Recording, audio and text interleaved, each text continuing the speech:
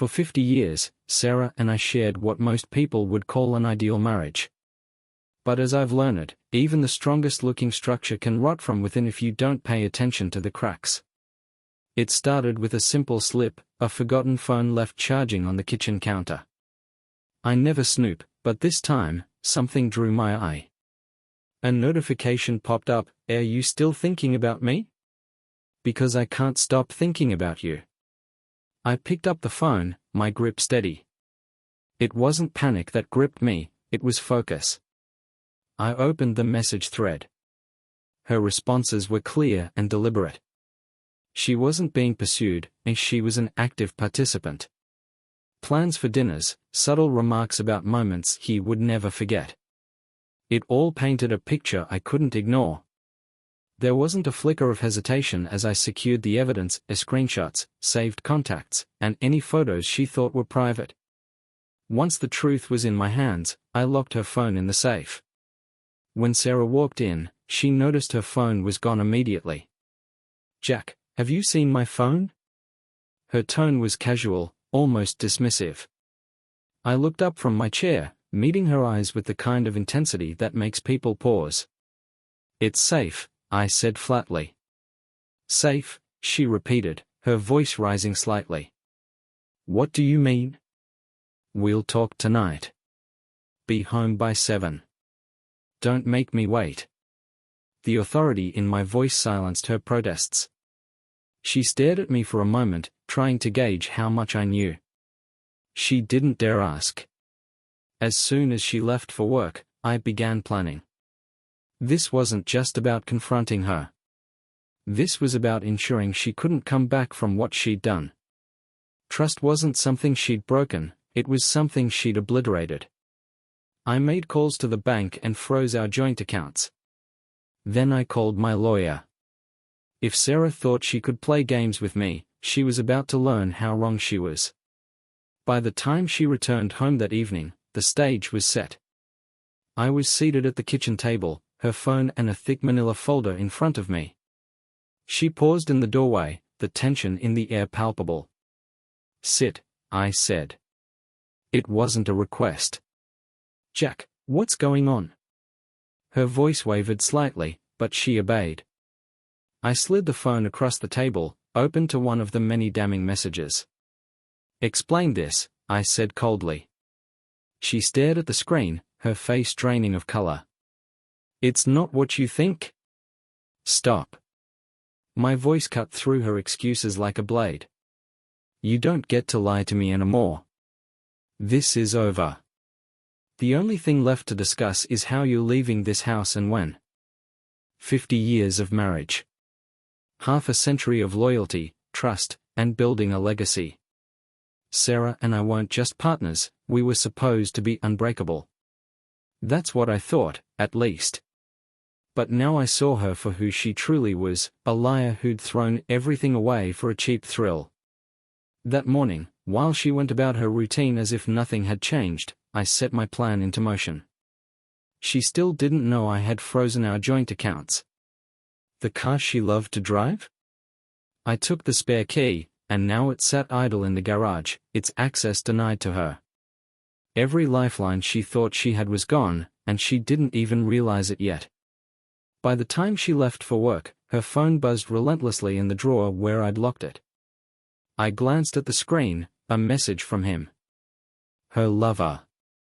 I didn't bother reading it.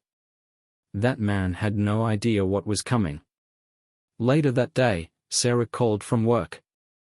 Her tone was sweet, rehearsed, like she'd convinced herself that last night's confrontation had been a misunderstanding. "Hey, Jack," she said. "I just tried to use my card, but there's an issue with the account. Can you look into it?" I let the silence drag for a moment. "There's no issue," I said. I froze it. The pause on her end was long, and when she spoke again, her voice carried a mix of fear and anger. "You did what?" "Jack, why would you?" "You know exactly why, Sarah," I cut her off. "And don't bother trying to fix it. I've made sure you can't. You'll come straight home after work. We have more to discuss." She didn't argue. She knew better. That evening, as Sarah walked into the house, she looked like a woman who'd spent the day rehearsing excuses. I waited for her in the kitchen, her phone and a folder of evidence on the table between us. She stopped dead in her tracks when she saw it. "Sit," I said, my voice calm but unyielding. She obeyed, her hands trembling as she took the chair across from me. "Jack, please, let me explain." I didn't let her finish. "Don't insult me with lies," I said. "Everything is here. The messages. The photos. You thought I wouldn't find out, but you're not as clever as you think." Her face turned pale. She tried to stammer out an apology, but I wasn't interested. "What you've done isn't a mistake, Sarah. A mistake is tripping on the stairs. What you've done is a choice. Repeated, deliberate choices. And now, you'll face the consequences." She looked like she wanted to cry, but I wasn't going to let her manipulate me with tears. I continued, my tone sharp. "Do you think he's going to help you? That boy you've been sneaking around with? Do you even know what he is? A parasite. A predator. But don't worry, I've already started dealing with him." Her eyes widened. "What did you do?" "You'll find out soon enough," I said. "For now, all you need to know is that he's no better than you. And both of you will get what you deserve." Her attempts to argue fell flat. The control had shifted completely, and she knew it. This wasn't a negotiation. It was a reckoning. As the evening dragged on, I watched her crumble under the weight of what she'd done. The phone calls she tried to make to friends went unanswered. Word was spreading, and those who had once supported her were already turning their backs. She had nothing left but the hollow remnants of her betrayal. That night, as I sat alone in my study, I thought about how far I was willing to go. Sarah and her lover had underestimated me. They thought I'd react with rage, maybe yell and make a scene. But I wasn't giving them that satisfaction. No, I was going to take everything they valued, piece by piece, until there was nothing left. This wasn't just about revenge, it was about restoring balance. For 50 years, I'd provided stability, respect, and security. But Sarah? She had shown me that some people don't value stability. They crave chaos, attention, and excitement, no matter the cost. Well, if chaos was what she wanted, I would give it to her. But it would be my kind of chaos, and she wouldn't enjoy it. Sarah thought the worst had passed. She thought my calm demeanor meant I was giving her a chance to explain, to make excuses, or to somehow claw her way back into my good graces. She was wrong. The next morning, I began dismantling her world piece by piece. While she stayed in the guest room, trying to text and call her friends for support, I was already 3 steps ahead. First, I called Diane. Diane was the kind of woman who thrived on knowing everyone's business and had an uncanny ability to spread information faster than a wildfire. When I told her what Sarah had done, I didn't even need to ask for help. By noon, every mutual friend and acquaintance knew the details of Sarah's betrayal, her secret meetings, and the evidence to back it up. By the time Sarah emerged from the guest room, her phone was buzzing with calls and messages, not from friends offering comfort, but from people cutting ties. She sat at the kitchen table, scrolling through her phone, her face a mask of disbelief. "Why is everyone asking me these questions?" she muttered. I didn't answer. I didn't need to. An hour later, the first call from her sister came. I could hear it from across the room, the raised voice, the disbelief, the demands for answers. Sarah's attempts to justify herself were pathetic. "It's not what it looks like," she kept saying, her voice cracking. But it was exactly what it looked like, and now, there was no hiding it. Meanwhile, I turned my attention to her lover. The smug, younger man who thought he could play games with me without consequence. Through the messages I'd collected from Sarah's phone, I'd pieced together enough about him to know where to strike. He worked at a mid-level management position in a company that prided itself on integrity and professionalism. Using an anonymous email, I sent his employer a neatly packaged dossier, photos of him and Sarah at their secret meetups, screenshots of their explicit messages, and a carefully worded letter hinting at the potential legal and reputational risks of keeping him employed. By the afternoon, I received confirmation that he'd been called into HR for an urgent discussion. When Sarah called him later, I stood in the hallway, listening as she whispered frantically. "What do you mean you're suspended? They can't do that." Her voice was shrill, panic creeping in as she realized the situation was spiraling out of her control. I leaned against the doorway, arms crossed. "Problems with your boyfriend?" I asked, my tone dripping with mock concern. She whipped around, her eyes blazing. "What did you do?" "I told the truth," I said simply. "Something neither of you seems capable of." Sarah slammed her phone down on the counter, her composure crumbling. "You trying to destroy me?" "No," I corrected. "You destroyed yourself. I'm just making sure you feel it." That evening, as Sarah sat alone in the living room, staring blankly at her phone, I received a message from Diane. She'd arranged a casual get-together with some of our mutual friends and invited Sarah without her knowing. The plan was simple: let Sarah show up, expecting sympathy, only to find herself faced with the cold reality of her actions. The next day, Sarah left the house dressed in her usual confident manner, clearly hoping to salvage what she could of her crumbling reputation. I didn't stop her. By the time she returned, was later, her expression told me everything I needed to know. "They all knew," she said quietly, her voice barely above a whisper. They looked at me like I was a stranger. I didn't respond. What was there to say? She'd chosen her path, and now she was walking it alone. As the days passed, Sarah's isolation became complete. Friends stopped answering her calls. Her family's concern turned to disappointment, then to outright anger. Even her lover had gone silent, too preoccupied with saving his own skin to offer her any support. One evening, she tried to confront me again. "Jack, I know you're angry, but can't we at least try to fix this? We've been together for so long. Doesn't that mean anything to you?" I looked at her, unflinching. "It did. But you threw it away the moment you decided he was worth more than us." Tears welled up in her eyes, but I felt no pity. This wasn't the woman I'd built a life with. This was a stranger who had betrayed me in the most personal way possible.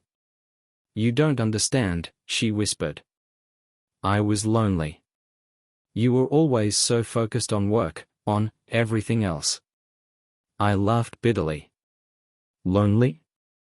That's your excuse? After 50 years, you couldn't even talk to me about it?" "No, Sarah, this isn't about loneliness. This is about your selfishness. You wanted attention, excitement, chaos. Well, now you've got it." She didn't have an answer. There was nothing left to say. After everything Sarah had done, I knew she was still clinging to one hope, her lover. She thought he'd save her, that the two of them could escape the consequences together. She couldn't have been more wrong. That morning, I finalized my first move. Her lover was easy to track, married with 2 kids, living a picture-perfect suburban life while sneaking around with my wife. He probably thought he was invincible. I was about to prove otherwise. By mid-morning, his wife received a package on their doorstep.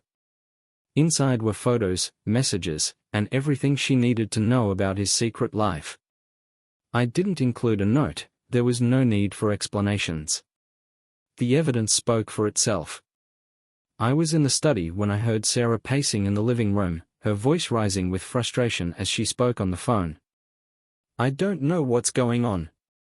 Someone's trying to ruin everything."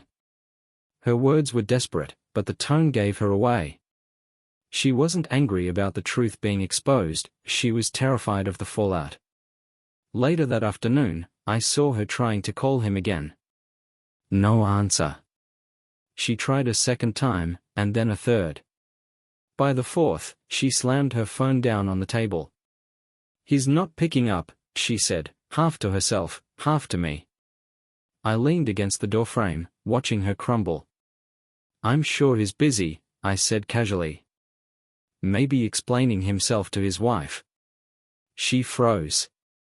Her eyes darted toward me, wide with realization. "What did you do?" I didn't bother answering. Instead, I walked past her and out of the room. That evening, Sarah tried to regain some sense of control. She dressed up, put on makeup, and prepared to leave for a charity event.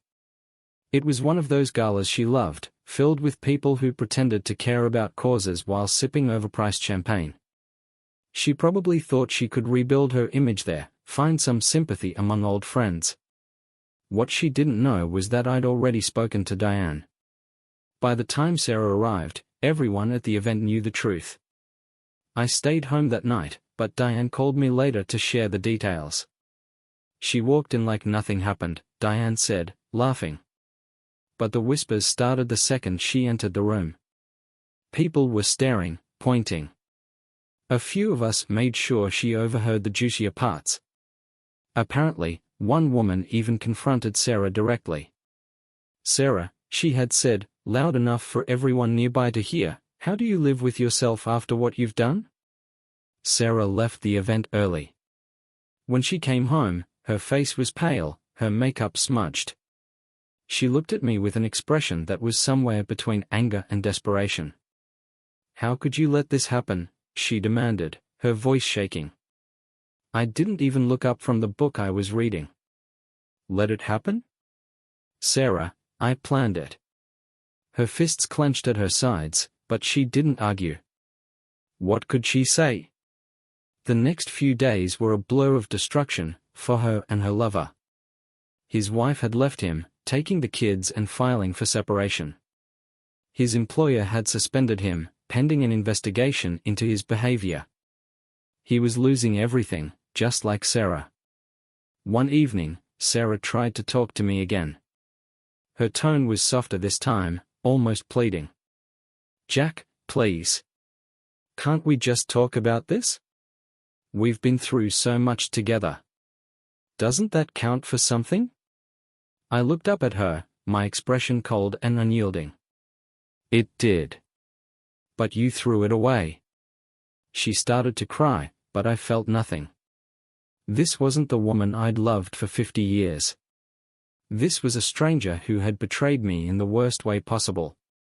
"Do you even understand why I did it?" she asked, her voice breaking. "I was lonely. You were always so focused on work, on everything but me." I laughed bitterly. "Lonely? That's your excuse? After 50 years, you couldn't even talk to me about it?" "No, Sarah. This isn't about loneliness. This is about your selfishness. You wanted excitement, attention, chaos. Well, now you've got it." She didn't respond. There was nothing left to say. Sarah was barely holding it together, but she didn't realize I wasn't done yet. Every step I'd taken so far was just the foundation. What came next would leave nothing standing. Her lover was the first target. He was clinging to whatever shreds of his life he could salvage, his job, his reputation, the illusion that he could somehow rebuild after everything I'd already done. But he underestimated me. They both did. I contacted his employer again, this time directly addressing their legal team. I wasn't subtle. I laid out exactly how their employees' actions could be seen as harassment, misconduct, and a potential liability. By the end of the call, they assured me his termination was imminent. That evening, I sat in the living room, waiting for Sarah to return from yet another desperate attempt to reconnect with her old friends. She walked in quietly, her shoulders slumped. "They're all avoiding me," she said finally, breaking the silence. "No one will even talk to me anymore." I didn't bother to look up. "That's because they know who you are now," I said. Her breath hitched, and for a moment, I thought she might argue. Instead, she just walked to the guest room and shut the door. I gave her a few days to stew in her misery before making my next move. A house had always been her pride and joy, the one thing she constantly boasted about to friends and family.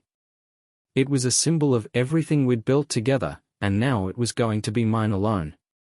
The process was swift.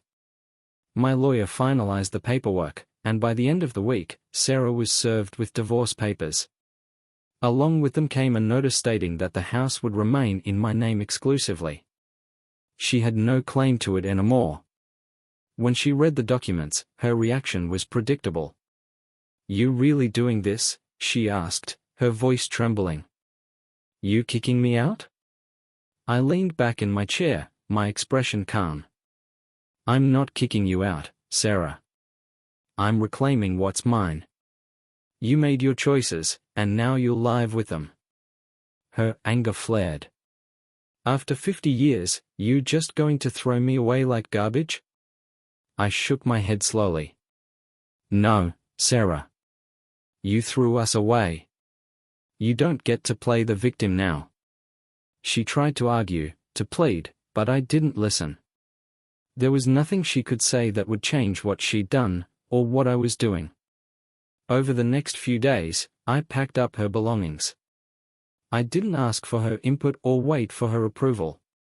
By the time I was done, every trace of her was boxed up and waiting by the front door. When the day came for her to leave, she stood in the driveway, looking at the house one last time. "I never thought you could be this cruel," she said, her voice barely above a whisper. I met her gaze without flinching. "And I never thought you could be this selfish. I guess we were both wrong." She didn't respond. She just got in the car and drove away. Inside, the house felt different. Quieter. Emptier. But not in a bad way. It felt like the weight of her betrayal had finally been lifted. As for her lover, his life was in ruins. He'd been fired, his wife had left him, and the legal team I'd hinted at during my calls had started digging into his past. The last I heard, he was drowning in debt, trying to scrape together enough money to pay for a cheap motel room. I didn't feel sorry for him. Not even a little. People like him think they can take what they want without consequence. They think loyalty, trust, and commitment are just words. I showed him they're not. And Sarah? She was alone now. No friends, no family willing to support her, no home to return to. She'd built her life on lies, and when those lies came crashing down, there was nothing left to catch her. That was the price of betrayal. Sarah thought she could salvage something, anything, from the wreckage. She didn't realize I was still dismantling what was left of her world. Her lover was barely hanging on. He'd lost his wife, his kids, his job, and now he was staring down legal trouble for the fraud I'd exposed. But there was one thing he still had, the illusion that he could rebuild. I wasn't going to let that happen. Through a few well-placed phone calls, I made sure his former employer filed a formal complaint with the authorities. It didn't take long before word spread in his professional circles. By the time he found out, no one would hire him, not in his field, not in any field that mattered. As for Sarah, she was running out of options. She'd been reaching out to old friends, trying to find someone who would take her in, someone who would believe her version of events. But I wasn't about to let that happen either. One of her last remaining allies was Linda, a mutual friend who had always been overly supportive of Sarah, even when she was clearly in the wrong.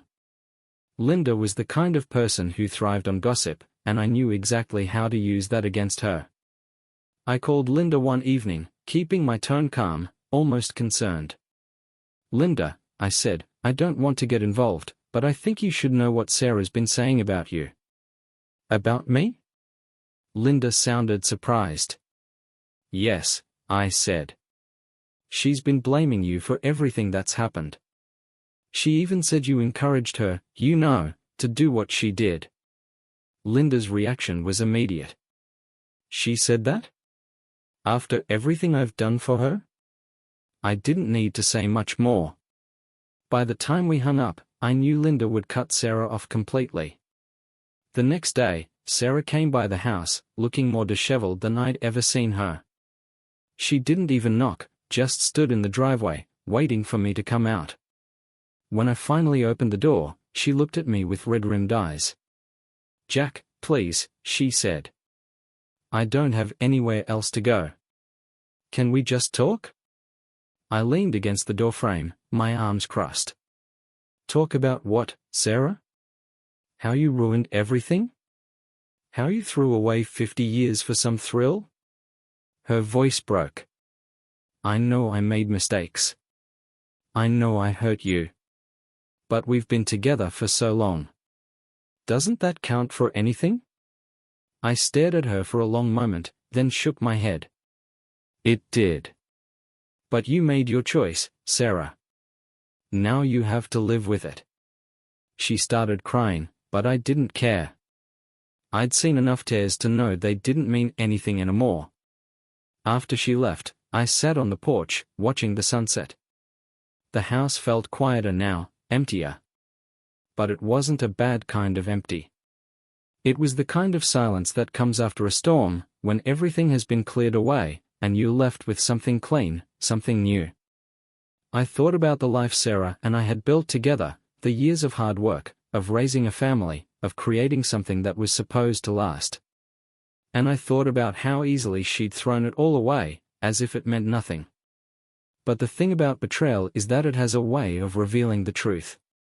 Sarah wasn't the woman I thought she was. She never had been. And her lover? He was just a symptom of the real problem, her inability to value what she had. Now, they were both paying the price. Her lover was facing criminal charges for fraud, and Sarah had been cut off from everyone she once relied on. She had no friends, no family willing to support her, and no home to return to. She was alone, just like she'd made me feel when I found out what she'd done. But the difference was, I had rebuilt myself. I had taken control. And she? She had nothing. By this point, Sarah and her lover had been stripped of almost everything. But almost wasn't enough. Not for me. They needed to feel the full weight of what they'd done, not just for a moment, but for the rest of their lives. Her lover still had a few people who believed in him, or at least wanted to believe. One of them was Greg, a man who'd worked with him for years. Greg vouched for him even when others started to distance themselves. But Greg didn't know the whole truth. I sent Greg an anonymous email. No long explanations, just the facts, photos, messages, evidence of fraud. The subject line read, "Do you really know who you're defending?" It didn't take long for Greg to reply. His message was short and cold, "Thank you for bringing this to my attention. I won't waste my time on him anymore." The next day, Greg severed all ties.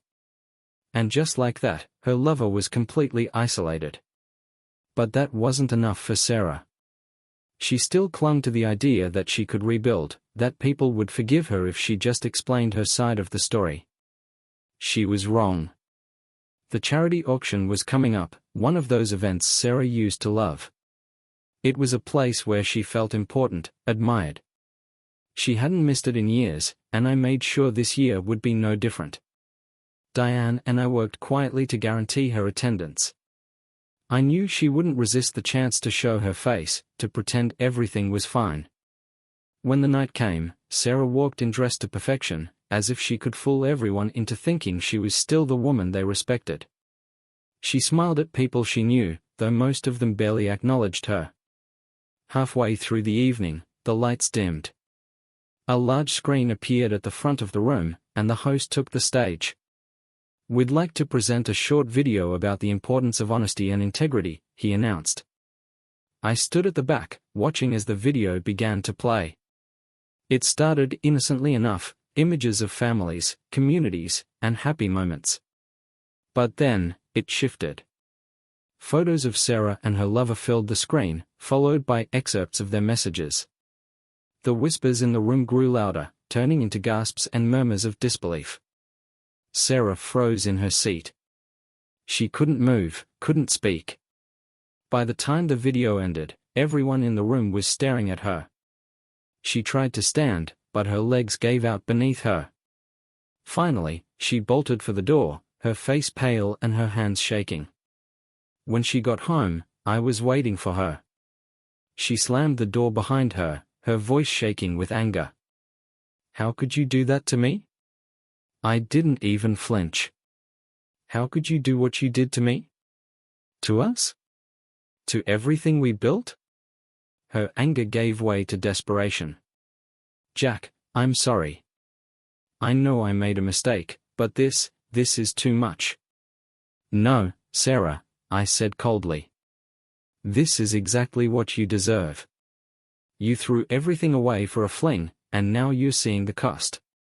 She tried to argue, but her words faltered. There was nothing she could say that would make me forget what she'd done. Her lover didn't fare any better. The same evidence had reached his wife, his former employer, and his closest friends. He'd lost his job, his family, and any chance of rebuilding his reputation. Last I heard, he'd left town, disappearing into obscurity. Sarah, on the other hand, had no escape. No one wanted to hear her excuses or give her a second chance. She was left completely alone, just like I had been when I first discovered her betrayal. But the difference was, I rebuilt myself. She had nothing. Sarah had always been good at avoiding reality. Even now, after everything I'd done, she still thought she could find a way out. A way to salvage some part of her life, to cling to the illusion that things could go back to the way they were. But I wasn't about to let that happen. Her lover had already disappeared. No job, no family, no future. He was running from the chaos I'd created, but Sarah didn't have that luxury. She was still here, trapped in the wreckage of her choices. One evening, she showed up at my door. She looked exhausted, dark circles under her eyes, her hair a mess. She didn't bother knocking, just stood there, staring through the glass. When I opened the door, she took a deep breath. "Jack, we need to talk." I leaned against the doorframe, my arms crossed. "About what?" "There's nothing left to say." Her voice cracked. "You've made your point, okay? I get it. But you don't have to keep doing this. I've lost everything." I didn't flinch. "Everything?" "Not quite. But you getting there." She shook her head, tears welling up in her eyes. "You not the man I married," she whispered. "No," I said coldly. "The man you married wouldn't have done this. He trusted you. He believed in you. And you destroyed him. This is what you get instead." She didn't respond. What could she say? The next morning, I made a phone call to a journalist I'd known for years. "I have a story for you," I said. "Something your readers won't be able to ignore." Over the next hour, I laid everything out: Sarah's affair, the fraud her lover had committed, the fallout that had destroyed their lives. I even provided the evidence: photos, messages, financial records. Everything they needed to make the story airtight. A few days later, the article went live. The headline alone was devastating: "A Betrayal and Consequences, a Tale of Lies, Fraud, and Broken Lives." Within hours, it was everywhere. People shared it online, commented, and debated. Sarah and her lover were the talk of the town, for all the wrong reasons. That evening, Sarah called me. Her voice was shaking. "Why are you doing this to me?" I let the silence stretch before answering. "Because you thought you could destroy everything we built and walk away like nothing happened. This is what happens when you betray someone who trusted you." She started to cry, but I didn't feel anything. Her tears didn't matter anymore. The next day, Diane called. "You're not going to believe this," she said, laughing. Sarah tried to show up at the book club again. And? I asked. It was pathetic, Diane replied. She walked in like she thought we'd welcome her back, but the moment she opened her mouth, everyone just stared at her. She left after 5 minutes. I didn't respond. I didn't need to. As the days passed, Sarah became more desperate. She started calling old friends, trying to find anyone who would take her side. But no one wanted anything to do with her. Even the people who once defended her had turned away. One evening, she came back to the house, standing on the porch like she didn't know whether to knock. When I opened the door, she looked at me, her face pale. "Jack," she said quietly. "Please. I have nothing left." I didn't let her inside. "And whose fault is that?" I asked. Her voice broke. "I was lonely. I made a mistake. Can't we just start over?" I shook my head. "No, Sarah. We can't. You threw everything away, and now you're seeing what that feels like." She turned and walked away without another word. That night, I sat on the porch with a glass of whiskey, watching the sun set over the street. For the first time in months, I felt a sense of peace. The chaos Sarah and her lover had brought into my life was gone. And for the first time, I felt like I could move on. Sarah had always been proud. Even when everything else fell apart, her friends, her lover, her reputation, she held onto her pride like it was some kind of shield. She thought she could rebuild.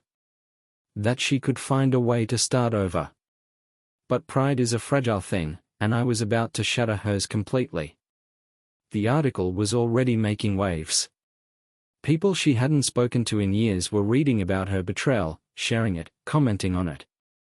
Diane kept me updated, gleefully reporting every reaction she overheard. Even her cousin Stephanie cut her off, Diane told me one evening. "You know, the one who always hosted those family reunions? She said Sarah's not welcome anymore." That made me pause. Stephanie was one of Sarah's biggest allies, someone who had defended her even when others didn't. If she'd turned her back on Sarah, it meant the tide had truly shifted. A few days later, I got confirmation of that.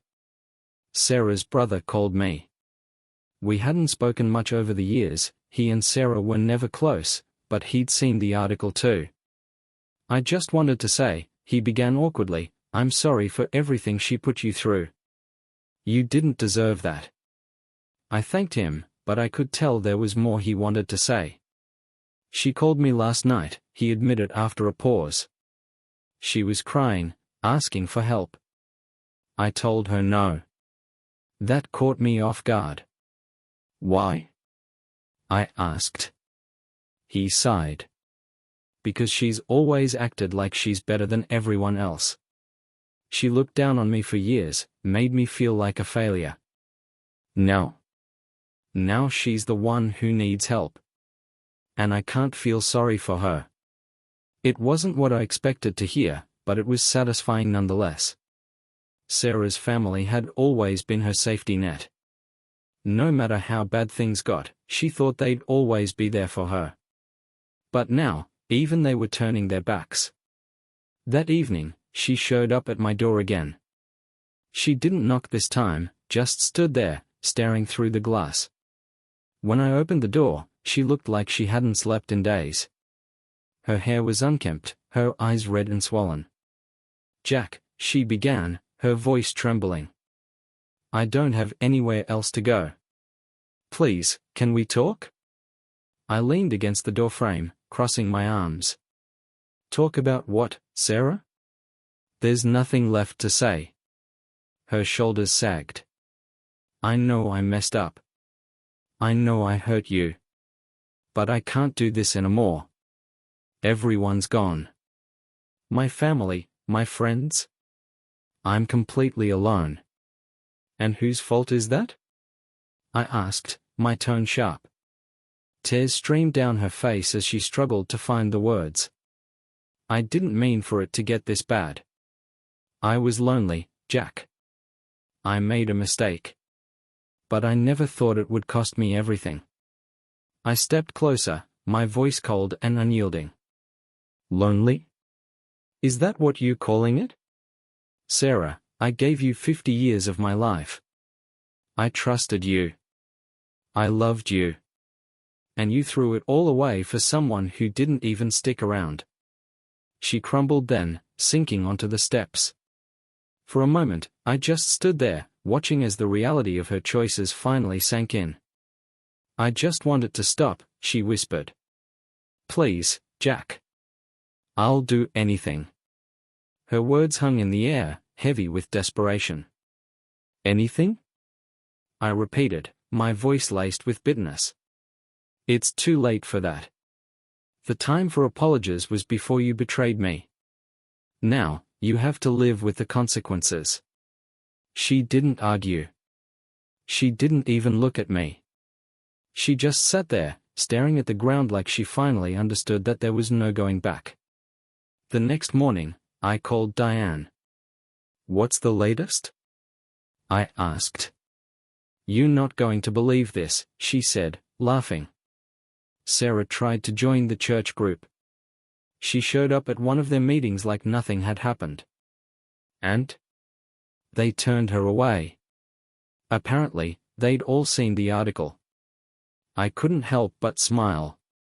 Sarah had spent years pretending to be better than everyone else. Now, she couldn't even step into a church without being judged. By the end of the week, she was completely isolated. No friends, no family, no support. And me? I finally felt at peace. That night, as I sat on the porch with a glass of whiskey, I watched the sunset over the quiet street. For the first time in months, the weight of her betrayal was gone. The chaos she'd brought into my life was a distant memory. And Sarah? She was just a ghost now, a reminder of what happens when you betray someone who gave you everything. The community center smelled like old carpet and weak coffee. I sat in the back row, letting the murmur of voices wash over me. People were here for inspiration, for stories of strength. Sarah was on the program as one of the speakers. She titled her talk Resilience, a Rebuilding After Loss. The audacity of it made my stomach churn. She walked in a few minutes before her slot, dressed modestly, with a hint of makeup to hide the exhaustion on her face. She didn't see me. That was fine. I wasn't ready for her to know I was there. When her turn came, she stepped up to the microphone, pausing to glance at the audience. Good evening, she began, her voice soft but steady. I'm here tonight to share a story about resilience. About how we can rebuild when life feels like it's fallen apart. She spoke slowly, deliberately, her words carefully chosen to paint herself as a victim of circumstance. Sometimes, she said, we make mistakes. And those mistakes cost us dearly. But it's in those moments of loss that we find our strength. A few heads nodded. Someone murmured, so true. She had them. She was spinning her story exactly the way she wanted, rewriting her betrayal as if it were just a bump in the road. Not today. I stood up, my chair scraping loudly against the floor. Heads turned toward the noise, whispers spreading through the room. Sarah froze, her eyes locking onto mine. Excuse me, I said, walking toward the stage. My voice was calm, but it carried through the room. Before you continue, I think these people deserve to hear the full story. Jack, she said, her voice shaking, this isn't the place. This is exactly the place, I cut her off, stepping onto the edge of the stage. Turning to the audience, I began. You came here tonight to hear about resilience, didn't you? About rebuilding after loss? Well, let me tell you about the woman standing in front of you. Sarah's face turned pale, and she took a step back from the microphone. This is a woman who betrayed her husband of 50 years, I said, my voice steady but sharp. Who lied to her family, her friends, and everyone who trusted her. She didn't survive hardship, she created it. For herself, for me, and for everyone who believed in her. The room fell silent. She didn't rebuild after loss, I continued. She destroyed what we had. And now she wants your sympathy? Your forgiveness? She doesn't deserve it. A woman in the audience raised her hand hesitantly. Is that true? She asked, looking at Sarah. Sarah opened her mouth, but no words came out. She lowered her gaze, gripping the edge of the podium for support. I made mistakes, she whispered. But I'm trying. Trying to what? I interrupted. Rewrite history? Pretend that your choices didn't have consequences? You're not a victim, Sarah. You're the reason everything fell apart. Her hands shook as she let go of the podium. She looked out at the audience, her face flushed with humiliation. I'm sorry, she said, barely audible. It wasn't enough. She stepped away from the microphone, walking quickly toward the exit. No one stopped her. The room remained silent, the weight of the truth settling over everyone. I left soon after, stepping into the cool night air. The sky was clear, the stars bright against the darkness. For the first time in months, I felt like I could breathe again. This wasn't just about revenge. It was about making things right. About showing Sarah, and anyone else who thought betrayal didn't come with consequences, that there's always a cost. Her story was over. And so was mine.